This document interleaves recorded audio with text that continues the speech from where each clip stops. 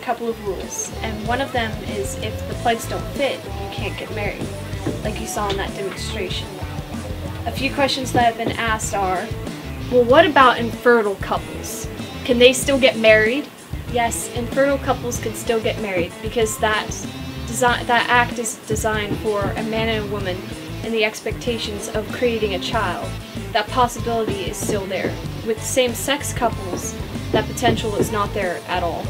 Gay marriage can be beneficial to society if they were allowed to adopt. This simply isn't true.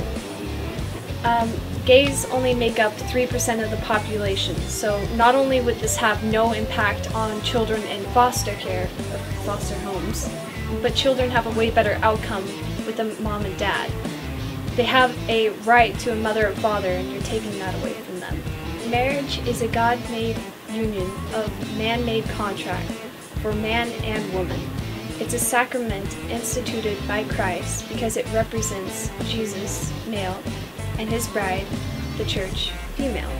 It forms a domestic church in which a man and a woman are supposed to help each other achieve heaven and create a dynasty of saints. Before y'all start with, but eating shrimp and getting your hair cut is a sin, my best friend James Ingalls will help explain this.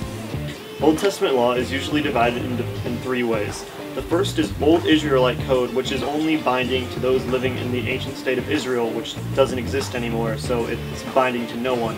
That would include things like stoning people to death and other legal consequences for things that would have been illegal in ancient Israel. Secondly, there's the Jewish identity codes, which are things that would only apply to Jewish people, such as dietary codes, which are meant to set them apart from Gentile peoples, which would include me and Cailin and anyone else who's a Catholic that's not Jewish. Finally, there's the moral codes, which are the things that were given, such as the Ten Commandments, which only talk about morality, not how to deal with people who don't follow morality and things like that. That's the moral code, which all Catholics are bound by.